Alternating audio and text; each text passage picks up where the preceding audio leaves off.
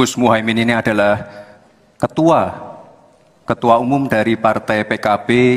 Saya yakin sekali Gus Muhaimin paham sekali untuk masalah ini. Bagaimana langkah Gus Muhaimin untuk menaikkan peringkat Indonesia di SGIE? Terima kasih. SGIE. Cukup Bapak? Bapak Gibran cukup? Cukup. Baik, silakan. Bapak Muhaimin untuk menjawab, waktu Anda menjawab 2 menit, kami persilakan. Terus terang SGIE saya nggak paham. SGIE itu apa? Tenang. Stop. Ada lagi pertanyaan atau ini waktu Anda untuk memberikan jawaban, waktunya 2 menit. Oke. Kalau Anda menggunakan untuk bertanya, waktu akan habis. Tidak apa-apa? Tidak apa-apa karena Oke. saya tidak pernah mendengar istilah SGIE itu.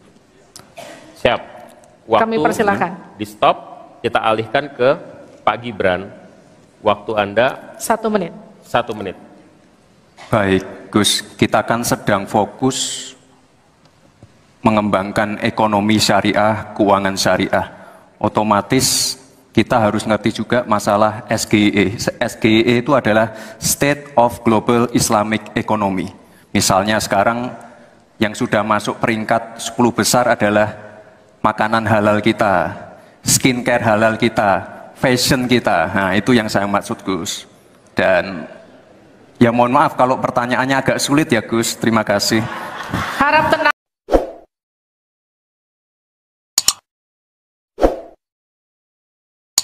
Nggak, serius. Ya. Saya ngelihat gini loh, Gibran ini seolah-olah mendesain semua pertanyaannya itu, seolah-olah ini sesuatu yang tidak dikuasai oleh lawan bicaranya. Termasuk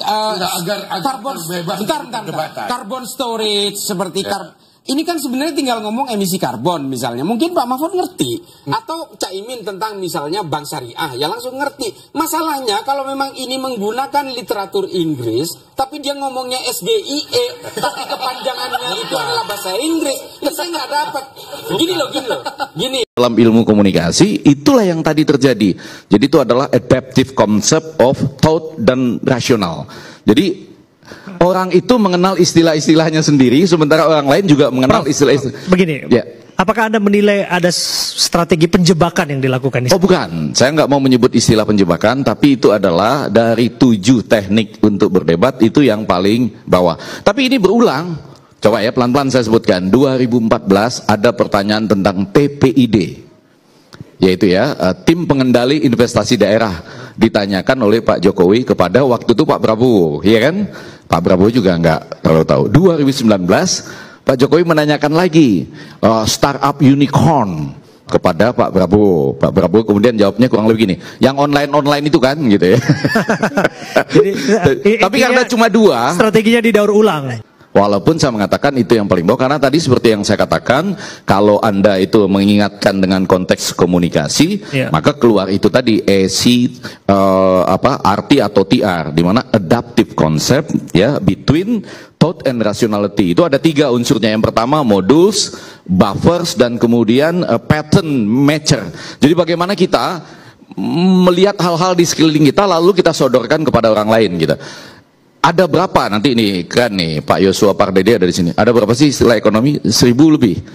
Lebih, Prof. 2000, 3000? Mungkin lebih. Anda pasti bisa melemparkan salah satu istilah yang saya pasti nggak tahu ya. Hah? Betul. Kecuali saya penggemar teka-teki ya. Cuma berulang. Dan tergantung bagaimana orang lain atau penampil lain menanggapinya. Kebetulan Mahfud punya kesempatan di babak selanjutnya untuk mengatakan. Padahal istilah hukum banyak ya, Prof ya? Iya. Bang, ya? Coba kalau misalnya Prof Mahfud nih sambil agak sedikit nakal juga mengatakan itu nanti akan diatur di dalam Rekstakukakunbung gitu misalnya ya. Yang artinya itu akan diatur dalam semacam peraturan perundangan yang juga tidak diketahui oleh penampilan. Dan rasio atau tax rasio pajak. Kan kalau persen kaitannya dengan PDB, apa 23% dari APBN atau apa? Kalau 23% dari APBN itu salah. Karena sekarang aja sudah 82%. Dengan tax rasio sekarang hanya 10,5, sumbangan terhadap APBN itu 20%. Saya ingin tanya, 23% itu dari apa? 23% dari PDB atau dari APBN atau apa untuk menaikkan pajak? Hati-hati loh, rakyat itu sensitif kalau pajak dinaikkan. kita ini tidak ingin berburu di dalam kebun binatang. Kita ingin memperluas kebun binatangnya. Kita tanami, binatangnya kita gemukkan.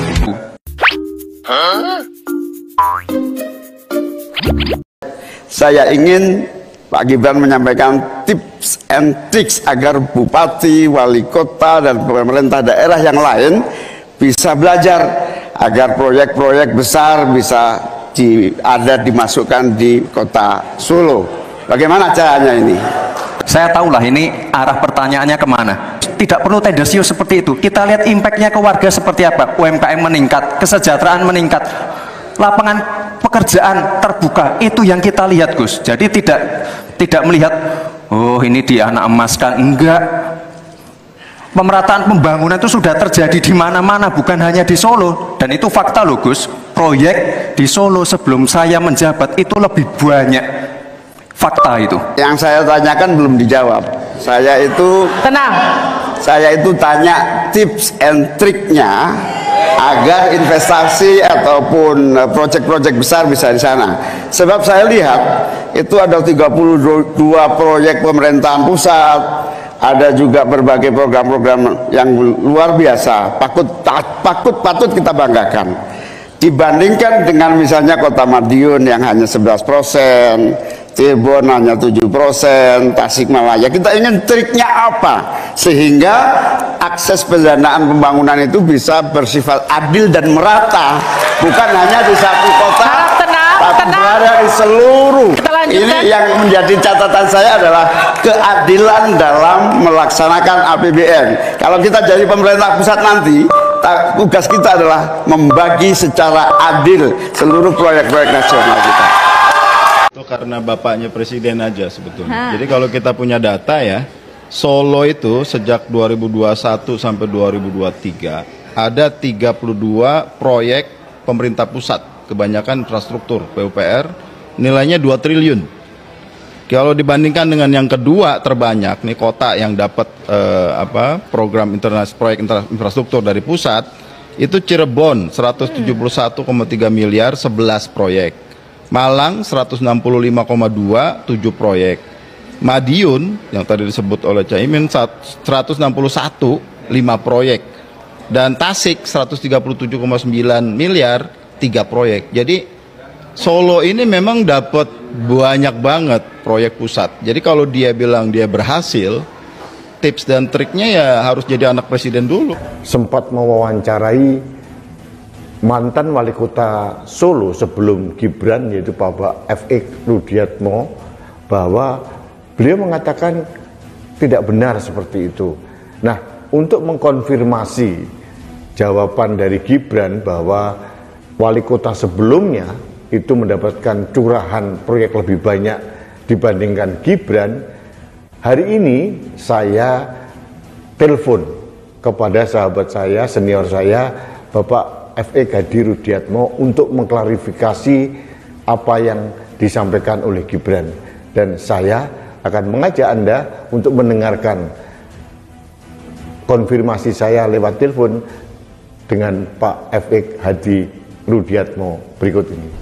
Pak, saya singkat aja mau konfirmasi. Gibran tadi malam bilang bahwa wali kota sebelumnya lebih banyak mendapatkan bantuan dari pusat. Apa benar, Pak? Bohong. Ya enggak lah, saya sana nyari sendiri kok. Kalau itu kan dia enggak pernah nyari. Banyak sekarang loh, Pak. Kok dia mengatakan dia lebih banyak, kok yakin kenapa ya? Ya, dia ngawur aja, nervous saja. Karena datanya ada kok. Jadi setiap tahunnya itu saya cari sendiri ke sana. Jadi saya dapat playover Manan itu tahun beda tahun. Kalau ini kan 1 tahun blurs gitu. Beda, Pak. Dapat lebih banyak itu. Oh, lebih banyak zaman Gibran ya? Iya, dan APBD saya lebih banyak dibandingkan Mas Gibran. Karena PAD-nya Mas Gibran ini turun. Kalau saya dulu kan kenaikan PAD itu setiap tahun 7%. Kalau Mas Gibran ini hanya 5% aja tidak tercapai. Padahal wisatawan banyak yang di Solo, namun nggak ada hasilnya. Sebetulnya kemarin pertanyaan itu dijawab. Ya tipsnya ya karena anak presiden itu malah rampung Jani. Nah, ya. Jadi Pak Caimin kurang mengelaborasi ya? Lah kurang kenceng anunya dia. Oh. Nah, Pak Caimin ulang debat toh ewo pekewo ya. Gimana nanti hasilnya? Nah, seperti yang dijawab oleh Pak Rudiatmo bahwa apa yang disampaikan Gibran itu tidak benar alias berbohong. Tidak benar, pada zaman Pak F.X. Rudi jauh lebih banyak dibandingkan Gibran. Pak F.X. Rudi juga menyatakan bahwa selama ini Pak F.X. Rudi yang gigih mencari, menyongsong proyek dari pusat, sedangkan Gibran itu digelontorkan dari pusat tanpa Gibran meminta. Ini perbedaan mendasar. Bahkan F.X. Rudi mengatakan bahwa PAD, pendapatan asli daerah di zaman Gibran itu turun dibandingkan dengan zaman